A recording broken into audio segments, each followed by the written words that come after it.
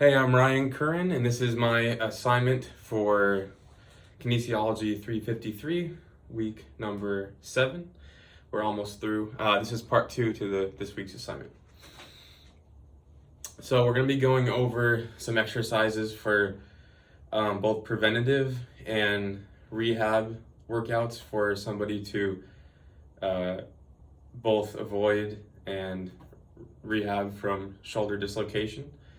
So we're going to be focusing on workouts that not only work out the shoulder, but also work out upper bodies, some lats, a little bit of pectoral muscles, stuff that connects and strengthens the glenohumeral joint.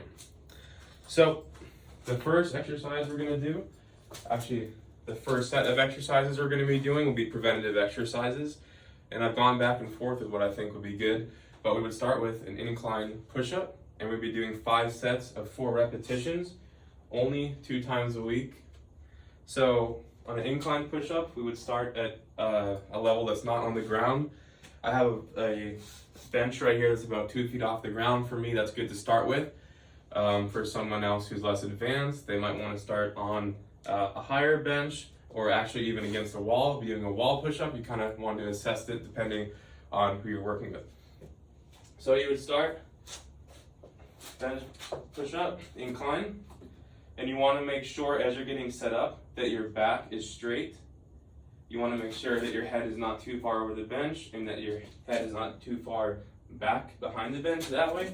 That's a very common mistake I see a lot of people make. So you want to have your head almost directly over your hands, your shoulders almost directly over your hands, and you don't want your shoulders too spread out for this, and definitely don't want them too far in for what we're doing, although those are diamond push-ups, useful but not what we're doing.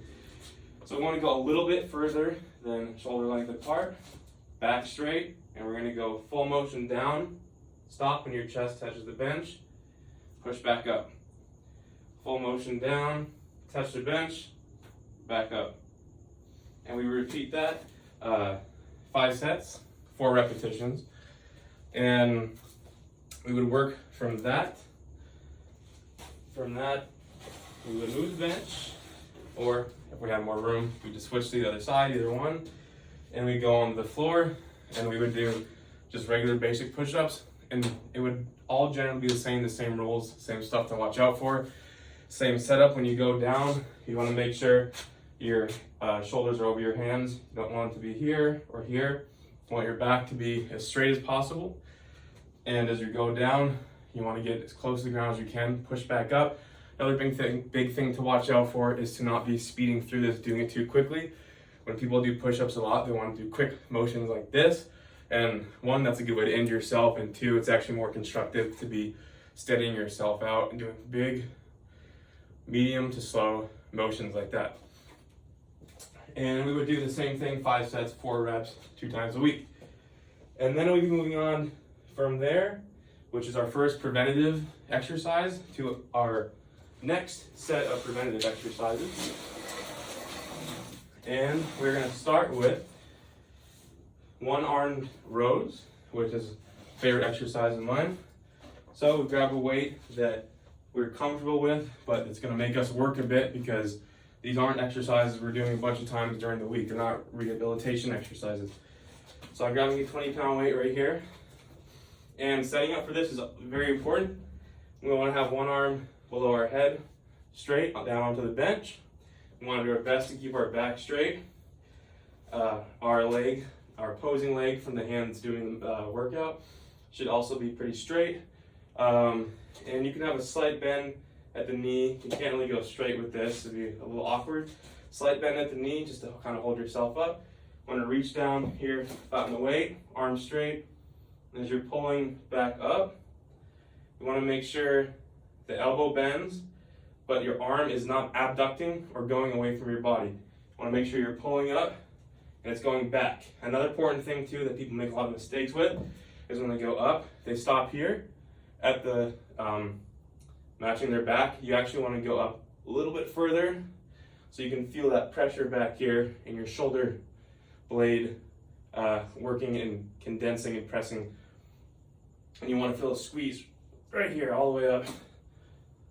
Come back here, go down pretty low. You're not going to want to touch the ground on these. 5 sets. 3, 4. That was supposed to be 4 reps. I may have done 1 extra, I'm not sure. And then you would do the exact same thing, but you would flip sides. You rotate here, and you go with the left arm. Now, 20 pounds is not enough for me, so I have to work myself up because doing 4 repetitions of that, it's just not enough weight. So we do both sides. Like I said, you would do 4 reps of that 2 times a week, and because you're doing it in such a small amount of time, you want to make sure the weight is actually pretty heavy. Let's see. Checking my notes.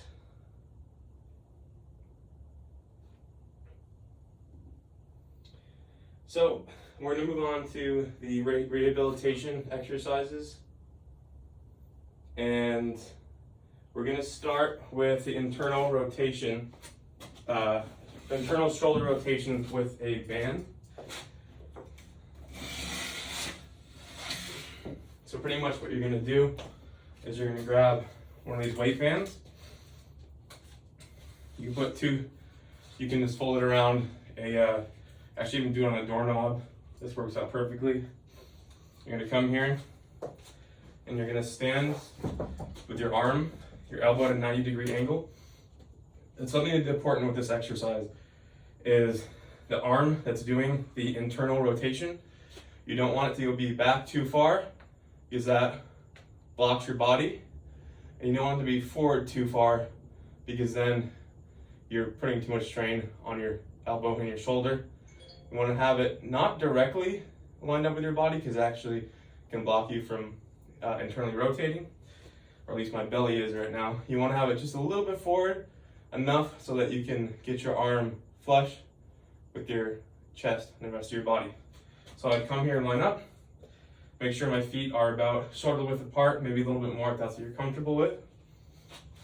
And we're going to be doing 2 sets of this, and maybe doing 8 repetitions 10 times a week. So make sure the level is equivalent to your elbow. This is too high, this is too low. You want to have it here, stand nice and straight and tall. And this should be a pretty easy workout. You don't want to be putting too much stress on you because this is a rehabilitation workout. But this is something that I can already feel myself making a mistake when I'm doing this. My elbow is going upwards and abducting away from my body, but I don't want it to do that. I want it to stay nice and flush next to my ribs on the right side. So I'm correcting that. I'd be correcting that too if somebody else was doing the workout. I finished there, and easy enough. I'd flip to this side. Make sure my feet are in the correct place. Back straight. Find a good spot for my elbow. And then I would start internally rotating. Enough to feel a little bit of work there. By the time you're done with the repetitions, you want to feel like you did a bit of work, a little bit of burning, but you don't want to feel like you just did your PR or anything like that. And that would be the first, and we would advance from that onto dumbbell lateral raises. So we'd be taking the dumbbells and we'd be abducting from our body. I'm gonna grab 2 10-pound weights. This actually might be good enough if I was rehabbing. This might be plenty of weight. So we're gonna have something similar here where we're starting with our elbows at a 90-degree angle like this. And we wanna make sure our arms are next to our body, same way, nice and straight back. And so this time, we're gonna start here and we're gonna be abducting at our shoulders, and our elbows are also gonna be staying completely at the 90-degree angle, not moving. So we're going to start here, straight back. We're going to come here, and when we get here to this horizontal plane, we actually want to go a little bit higher just to get a little bit of extra work in there. A little bit higher right there. A lot of people that I see doing this, I make a common mistake. They'll come here, they'll stop right there and go back down, and we're not getting that full range of motion that the shoulder naturally is going to be doing. We want to come here and go just a little bit higher, just a little bit higher. Come back down, and I can watch myself. I'm actually making a mistake I want to come back down and be straight here. I don't want to be internally rotating like I was doing. I want to keep these straight and keep those elbows at that 90-degree angle. And I'm resisting, because I'm used to obviously doing this incorrectly. I'm resisting doing this motion and internally rotating there. That's not what I'm doing in this workout. I want to go back up here. Go there, a little higher than horizontally. And we'd be doing that for 2 sets, 8 reps, 10 times a week. That was only 10 pounds in those, but that would have been too heavy for me. I would have had to have probably done 5 if we're doing that many repetitions and that often. So that would be the more advanced version or different workout that we'd be working towards after doing the internal rotation of the shoulder. And the last 2 workouts for rehabilitation purposes are going to be a couple of very simple workouts, but are really effective. So we're going to be doing a pendulum arm swing.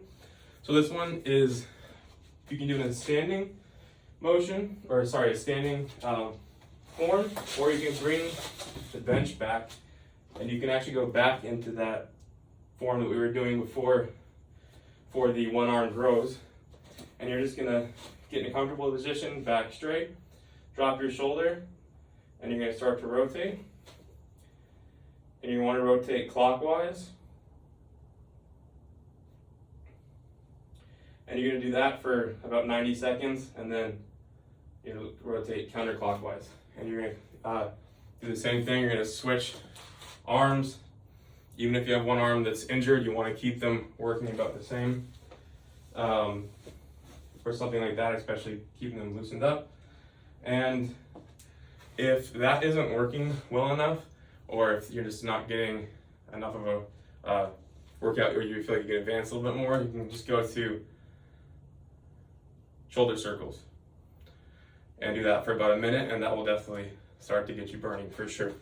So that's one thing I would say to switch if this wasn't working well enough, or depending on the level of the patient or the athlete, the age of the patient athlete, or the severity of the injury, that might be something that I would want to consider.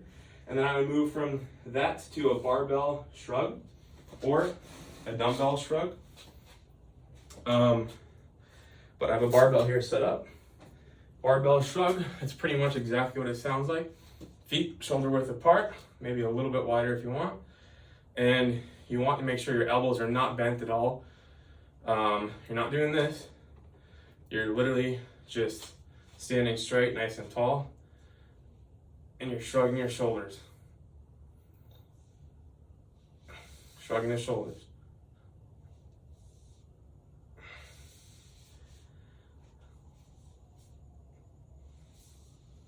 And you want to do that, and you want to get about as high as you can. I'm feeling it in my back already a little bit, which means that my posture is not good, or I'm putting too much weight onto my back, or maybe my shoulders are undeveloped. So that's something you want to watch for if the person you're working with is feeling different pains in their back. So that pretty much sums it up.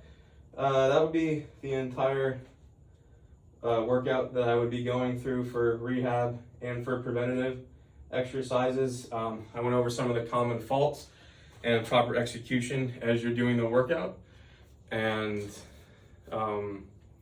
as I started to do it, there's definitely exercises, like I commented on the shoulder circles, that I feel like actually might be a better alternative than just the bent over pendulum swings for some people, but that's depending on who you're working with. Anyways, thank you.